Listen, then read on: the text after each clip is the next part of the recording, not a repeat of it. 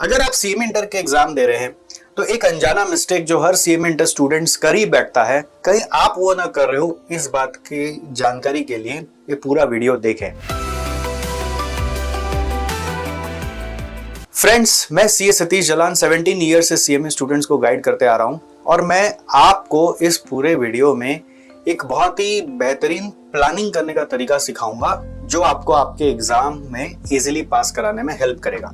Normally क्या होता है, स्टूडेंट्स जब फाउंडेशन पास कर लेते हैं तो वो ये सोचते हैं कि अब आने वाले अटेम्प्ट में मुझे इंटरमीडिएट देना है। अपने मन से एक अटेम्प्ट चुन लेते हैं जून या दिसंबर और अपने हिसाब से एक ग्रुप फिक्स कर लेते हैं कि मैं ये ग्रुप दूंगा या बोथ ग्रुप दूंगा, और उसके बाद अपने सब्जेक्ट्स की कोचिंग लेकर अपने शक्ति के अनुसार 2 घंटे या 4 घंटे या 6 घंटे की स्पीड से पढ़ना शुरू कर देते हैं। और ये एम रखा हुआ होता है कि हमें इस पर्टिकुलर अटेम्प्ट में ये वाला ग्रुप का एग्जाम देना होता है। आपने अपने स्कूल डेज में भी कॉन्सेप्ट पढ़ा, distance is equal to speed into time. वो कॉन्सेप्ट यहाँ पे भी लागू होता है। आपका distance is your syllabus that you have to cover and that is equal to your speed of studying per day multiplied by days you are studying. So you have to follow this particular equation to plan your attempt, right? तो यदि आपने मान लीजिए कि सोचा हुआ है जून में मुझे एक ग्रुप का एग्जाम देना है, तो उस एक ग्रुप के लिए कितना आवर्स ऑफ स्टडी आपको करना है वो आपको पता करना है, and that has to be derived by how many days you have in hand and how many hours per day you have to study. तो इस पूरे चीज को करने के लिए मैं लेके आया हूं एक सीएमए इंटर प्लानिंग टूल, जिसको मैं आपको भी दिखा के इलस्ट्रेट करके समझाऊंगा। अगर हो सके तो आप भी पेंसिल लेकर या कैलकुलेटर लेकर कुछ एक कैलकुलेशन करना जरूर स्टार्ट कर दे संग संग, कि इस बहाने आपका भी प्लानिंग सही चल रहा है कि नहीं वो आपको पता चल जाएगा।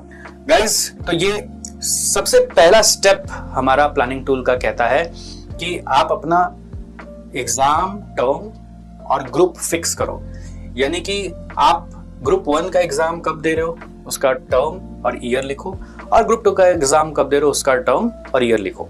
इजी।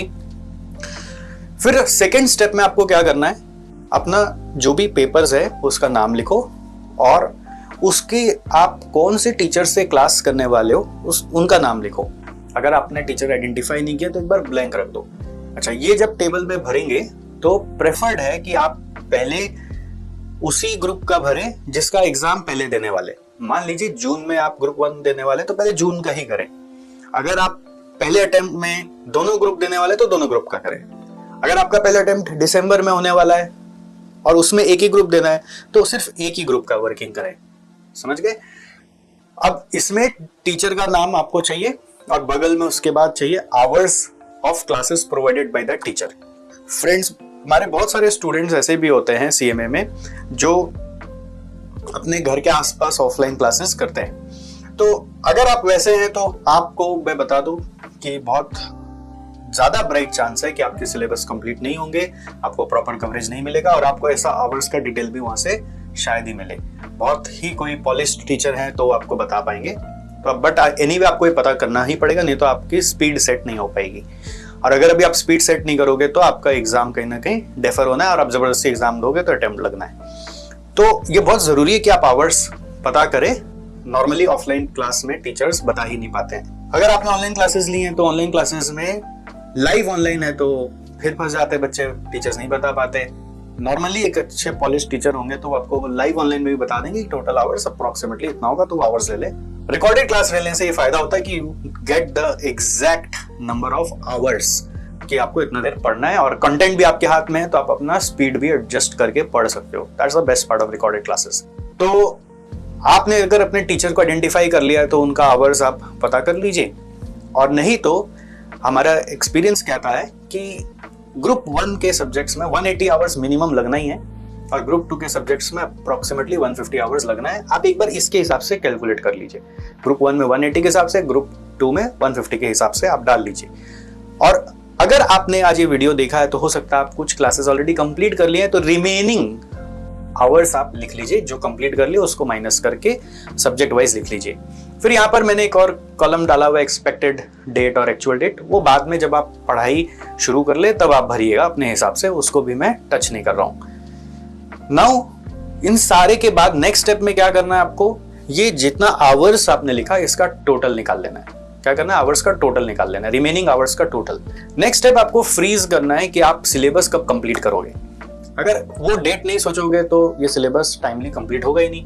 आइडियली हमारा अनुभव कहता है कि अगर कोई स्टूडेंट 2.5 मंथ्स पहले अपना कोर्स कंप्लीट कर लेता है तो वो आराम से रिवीजन कर सकता है। हम नॉर्मली स्टूडेंट से जब बात करते हैं तो हमें पता चलता है, कोई बोलता है हम 15 डेज रिवाइज करेंगे, कोई बोलता है 1 मंथ ही रिवाइज करेंगे। इवन जॉब वाले लोग बोलते हैं हम लोग 15 डेज ही रिवाइज करेंगे, हम लोग 7 डेज ही रिवाइज करेंगे और एग्जाम दे देंगे। तो my dear friends, 7 days revision, 15 days revision, 1 month revision are not enough for this kind of national level examination. Paper easy नहीं आते, पेपर ट्रिकी आते हैं। उस ट्रिकी पेपर को अपने दिमाग से करना पड़ता है, उसके लिए पूरा सिलेबस को घोट के पीना पड़ता है, उसके लिए सब्सटेंशियल टाइम रिवीजन का रखना पड़ता है। और रिवीजन की भी अपने कोई तरीके होते हैं, स्ट्रेटजीज होते हैं, जो मैं आपको कभी और किसी वीडियो में कभी समझाऊंगा, या हमारे यूट्यूब पे जाके आप सर्च करेंगे तो आपको मिल जाएगा। तो आइडियली पहले उसके लिए टाइम बचाना है। तो हमारा एक्सपीरियंस कह रहा है कि अगर आप एक ग्रुप भी दो या बोथ ग्रुप भी दो, 2.5 महीना आपको बचाना है। और ये 2.5 महीना डिवोटेड स्टडी चाहिए हम लोगों को रिवीजन करने के लिए। यदि आप जॉब वाले स्टूडेंट हो और फुल टाइम जॉब करते करते पढ़ाई कर रहे हो तो आपको 2.5 महीने से भी ज्यादा समय लग सकता है रिवीजन करने के लिए। आपको 4.5-5 महीना रिवीजन के लिए ही बचाना पड़ेगा, तब आपके हाथ में ग्रिप आएगा कि आप पढ़ पा रहे हो कि नहीं। ये जो रिवीजन पीरियड होता है इसमें हम लोग एक्सपेक्ट करते हैं कि स्टूडेंट 8 से 10 घंटा बैठ के दिन में पढ़े। अगर आप जॉब कर रहे हो तो आप 8 से 10 घंटा तो नहीं पढ़ पाओगे पूरा दिन, तो अकॉर्डिंगली आप अपना रिवीजन पीरियड और ज्यादा निकालना। हमारे जॉब वाले स्टूडेंट्स के लिए प्लानिंग करने का एक अलग वीडियो हमने बनाया हुआ यूट्यूब में, आप हमारा सर्च करके देख सकते हो, how to do CMA with job. तो ये रिवीजन पीरियड फिलहाल 2.5 महीने के लिए एक बार लॉक करके आप अपना सिलेबस कंप्लीशन डेट निकालो। अगर आप जून में परीक्षा दे रहे हो तो 15 मार्च आप अपना डेट लिख लो, और आप दिसंबर में एग्जाम दे रहे हो तो आप 15 सितंबर अपना डेट लिख लो, और ये डेट को लॉक कर दो कि इसके बाहर हमारा सिलेबस कंप्लीशन नहीं जाना चाहिए। इस सिलेबस कंप्लीशन का मतलब है कि क्लासेस देखने का पीरियड। अगर आप ऑफलाइन भी क्लासेस कर रहे हो तो वहां के सर का डेडलाइन होना चाहिए 15 सितंबर या 15 मार्च। अगर इसके बियॉन्ड गया तो आपका रिवीजन कॉम्प्रोमाइज है, रिवीजन कॉम्प्रोमाइज है तो एग्जाम कॉम्प्रोमाइज है, then you will be taking your exam for a chance. Next आपको मान लीजिए पढ़ाई जब से शुरू करना है, एग्जाम्पल के लिए कल से शुरू करना है, तो कल के डेट को लिखना है कि कल मैं पढ़ाई शुरू करने वाला हूं। यदि आप पहले से बाहर हो, आपको पता है कि आप 7 डेज बाद ही स्टार्ट कर पाओगे, तो जहां से पढ़ाई स्टार्ट कर पाओगे वो डेट को लिखना है, और उस डेट से कैलकुलेट करना है अपने सिलेबस कंप्लीशन डेट तक का डेज कितना है। समझ गए कि जिस दिन से हम स्टार्ट करेंगे और जिस दिन पे हम खत्म करने वाले वहां से वहां तक का डेज कितना है। अब नॉर्मली स्टूडेंट्स क्या सोचते हैं पता है, ये डेज है तो बस इतना देर मेरे को पढ़ना है, मेरे को समझ में आ गया, तो वो आवर्स और ये डेज से डिवाइड मार के आवर्स पर डे निकाल कर अपने लिए कैलकुलेशन करके बैठ जाते हैं। बट एक सबसे बड़ा मिस्टेक क्या होता है कि आप ये भूल जाते हैं कि आप इंसान हैं। वैसे बड़ी बड़ी मशीन्स को भी कूल डाउन होने का वक्त चाहिए, वरना वो मशीन्स भी खराब हो जाती है। हम तो मात्र एक इंसान है, हम अपने लिए कूल डाउन पीरियड रखते ही नहीं। तो इट्स वेरी इंपॉर्टेंट दैट आप वीकली एक दिन अपने लिए ऑफ रखेंगे और महीने में भी एक ऑफ रखेंगे। अगर आपके कैलेंडर में आप देख लो कोई घर में फंक्शंस है, शादी है, एनिवर्सरी है, बर्थडेज है, उसके कारण आप पढ़ नहीं पाओगे, या बहुत लोगों के बीकॉम के एग्जाम्स हैं, BBA के एग्जाम्स हैं जो अवॉइड ही नहीं कर सकते। कोई ऑफिस वाले हैं तो उनका कुछ अपना ऑफिस कमिटमेंट्स है, तो वो डेज को अलग से सब्ट्रैक्ट करके नेट डेज निकालना है। क्या डेज निकालना है? नेट डेज निकालना है। इस नेट डेज को निकालने के बाद आप क्या करेंगे? अपना आवर्स पर डे कैलकुलेट करेंगे। What is your next step? Hours per day calculate करेंगे। ये आवर्स पर डे बेसिकली आपको आइडिया दे रहा है गाइस कि आपको दिन में कितना घंटा पढ़ना है। अब अगर आप इतना घंटा पढ़ने के लिए मेंटली फिजिकली रेडी हो, फिट हो, तो आप अपने अटेम्प्ट के लिए जरूर तैयारी करो।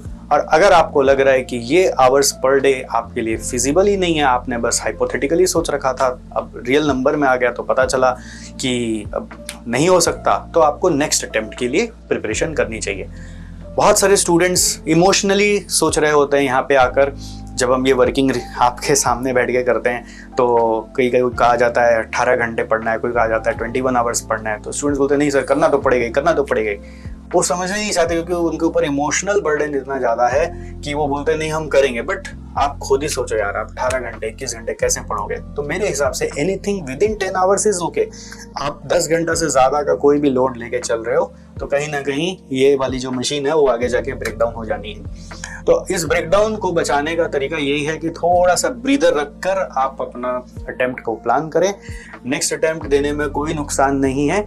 जैसे कि वो अपने रोड सेफ्टी में लिखा हुआ स्लोगन आता है ना, it's better to be late than to be mister late. उसी तरीके से it's better to give one attempt later than to fail in several attempts, right.